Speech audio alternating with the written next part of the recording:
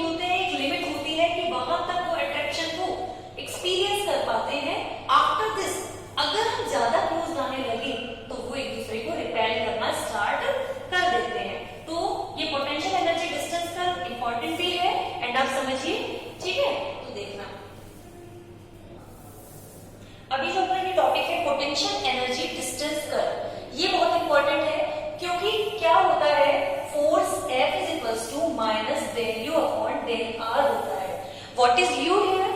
यहाँ पे यू जो है वो है हमारी पोटेंशियल एनर्जी एंड आर है यहाँ पे जो दो एटम्स होते हैं उनके बीच में हम लोग कितनी डिस्टेंस ले रहे हैं वो होता है। अब ये हमें देखना है कि जैसे जैसे हम डिस्टेंस को कम करते जाते हैं या डिस्टेंस को बढ़ा रहे हैं तो कौन सा फोर्स अप्लाई होगा एटम्स के बीच में। अब यहां से इस फॉर्मूला को समझना इंपॉर्टेंट है क्योंकि अभी हम लोग इसका कर्व पढ़ेंगे तो आपको अगर ये चीज समझ में आ गई तो आप इसका कर्व आसानी से बता लेंगे। यहाँ पे जो फोर्स है वो क्या है? फोर्स है u और r के बीच में जो कर्व बनेगा उसका स्लोप और उसका नेगेटिव। ठीक, क्या कि u r कर्व जो है उस कर्व के स्लोप को दिखाएगा फोर्स। तो जहां पे ये स्लोप पॉजिटिव है वहां पे फोर्स कैसा होगा, ये स्लोप अगर नेगेटिव है तो वहां पे फोर्स कैसा होगा, वो सब हम लोग ग्राफ में देखेंगे। एक चीज और ध्यान रखनी है यहाँ पे इस ग्राफ को समझने से पहले कि जो फोर्स होता है वो नेगेटिव होता है, दैट मीन्स वो अट्रैक्टिव फोर्स होता है। अब ये चीज भी आपको कोई रटनी नहीं है, समझ लो। कूलॉम्स लॉ आपने हमेशा पढ़ा हुआ है, F is equals to K Q1 Q2 upon R square. If both charges Q1 and Q2 both are positively charged और both are negatively charged, मतलब same charge, that means हम लोग क्या करते हैं, both negative ले लेते हैं, माइनस e ले लिया, माइनस 2e ले लिया अपॉन R square ले लिया, then negative negative becomes positive। और both जब सेम चार्जेस होते हैं तो उनके बीच में रिपल्शन होता है, उनके बीच में क्या होता है, रिपल्शन होता है। तो ये पॉजिटिव चार्ज होते हैं तो रिपल्शन को दिखाएगा और अगर मैं इनमें से किसी भी एक को पॉजिटिव कर दूं तो यहाँ पे क्या बन जाएगा, नेगेटिव। और अपोजिटली चार्ज पार्टिकल्स के बीच में होता है अट्रैक्शन। तो इसीलिए मैंने यहाँ पे लिखा कि अगर फोर्स पॉजिटिव हुआ तो वो रिपल्शन को दिखाएगा और अगर फोर्स नेगेटिव हुआ तो वो किसको दिखाएगा, अट्रैक्शन को दिखाएगा।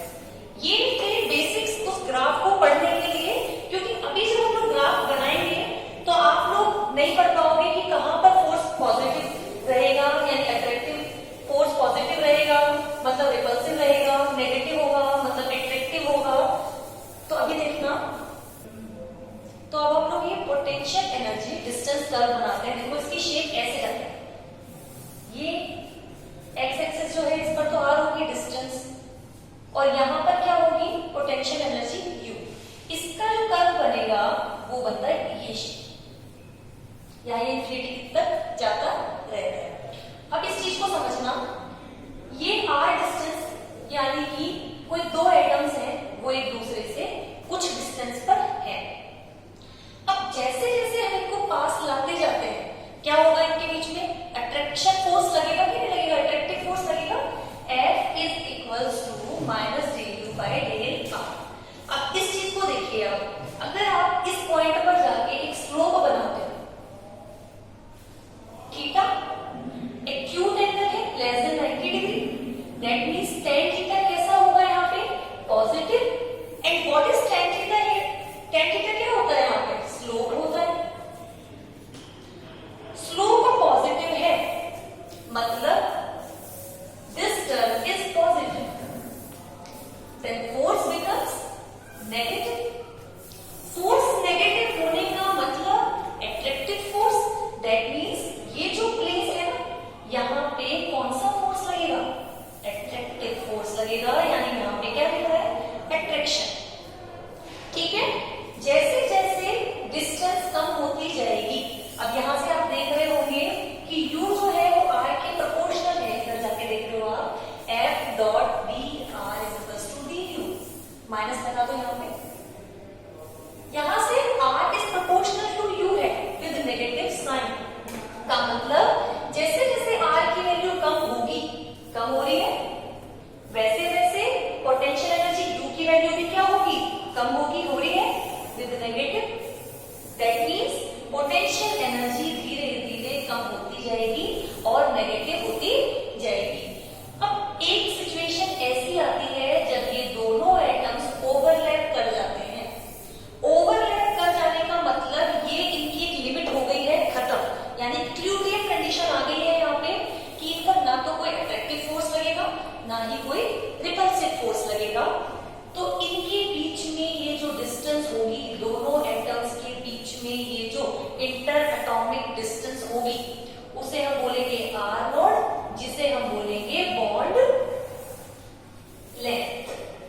यानी कि ये वाले डिस्टेंस, बॉन्ड लेंथ।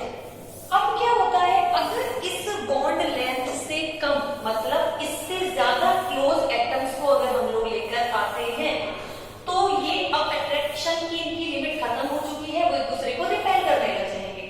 ठीक है, अगर इंटर एटॉमिक डिस्टेंस यानी कि जो बॉन्ड लेंथ है अगर उससे ज्यादा इनको पास लाएंगे तो वो एक दूसरे से दूर हटने की कोशिश करेंगे, रिपेल होने लग जाएंगे।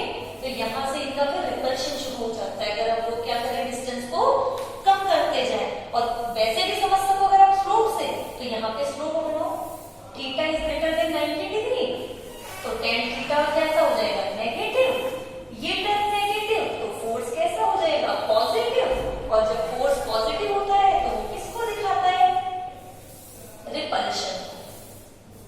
तो ये हमारे पास क्या कहलाता है, पोटेंशियल एनर्जी डिस्टेंस कर्व। एक चीज और यहाँ पे ध्यान रखने वाली है कि जब ये इक्विलिब्रियम कंडीशन पर होते हैं तब जो पोटेंशियल एनर्जी होती है, नेगेटिव पोटेंशियल एनर्जी जो कि मिनिमम होती है, इसे हम बोलते हैं क्या, बॉन्ड एनर्जी। क्या बोलते हैं, बॉन्ड एनर्जी। तो ये हमारे पास पोटेंशियल एनर्जी कर्व को पढ़ने का बिल्कुल तरीका हो गया। एक बार इसको दोबारा से हम लोग रिवाइज करके चलते हैं, ठीक है। तो अब हम लोग इसको अगेन रिवाइज करके चलते हैं कि फोर्स होता है minus del u by del r, यानी कि negative slope of curve u r. अगर फोर्स पॉजिटिव हुआ मतलब कौन सा फोर्स, रिपल्सिव। और अगर फोर्स नेगेटिव हुआ तो वहां कौन सा फोर्स, अट्रैक्टिव। अगर इस वाले पार्ट में हम लोग स्लोप देखेंगे यानी कि del u by del r देखेंगे तो वो पॉजिटिव है, और ये वाली टर्म जब पॉजिटिव हो जाती है तो फोर्स नेगेटिव हो जाता है, और फोर्स नेगेटिव होने का मतलब एट्रैक्टिव फोर्स। और अगर हम लोग यहाँ स्लोप बनाते हैं, यहाँ थीटा 90 डिग्री से ज्यादा है तो स्लोप कैसा होगा, नेगेटिव होगा, तो फोर्स कैसा होगा, पॉजिटिव होगा, और फोर्स पॉजिटिव होने का मतलब रिपल्सिव फोर्स। और जैसे जैसे डिस्टेंस कम करते हैं का मतलब जैसे जैसे एटम्स दूर दूर होते हैं और उनको पास लाया जाता है तो उनमें अट्रैक्शन होता है। अट्रैक्शन होने की वजह से, डिस्टेंस कम होने की वजह से पोटेंशियल एनर्जी कम होती जाती है और मिनिमम पोटेंशियल एनर्जी पर पहुंच जाती है यू नॉट। और इस समय पे एटम्स ओवरलैप कर चुके होते हैं, इनके बीच में जो डिस्टेंस होती है इंटर एटॉमिक डिस्टेंस वो होती है आर नॉट, जिसे हम क्या बोलते हैं यहाँ पे आर नॉट को, बॉन्ड लेंथ। और अगर हम लोग इस बॉन्ड लेंथ से और भी ज्यादा एटम्स को पास लेकर आ जाते हैं तो वो एक दूसरे से क्या करने लग जाते हैं, रिपेल करने लग जाते हैं। और रिपेल करने लग जाते हैं तो हमने वहां पे शो कर ही दिया है इस कर्व को। और यहाँ पे ये चीज ध्यान रखनी है कि जो इक्विलिब्रियम कंडीशन है वहां पे पोटेंशियल एनर्जी जो यू नॉट है उसे हम क्या बोलते हैं, बॉन्ड एनर्जी, बॉन्ड एनर्जी। तो ये हमारे यहाँ पे फर्स्ट टॉपिक इसका कंप्लीट हो गया है। अब नेक्स्ट क्लास में हम लोग इसके आगे क्या पढ़ेंगे, आगे जो एटम्स के बीच में बॉन्ड्स के टाइप है कि कौन कौन से बनते हैं, van der Waals, hydrogen bond, ionic bond, covalent bond, इनकी क्या प्रॉपर्टीज हैं, क्या एग्जांपल्स हैं, उन सब के बारे में पढ़ेंगे जो कि जनरल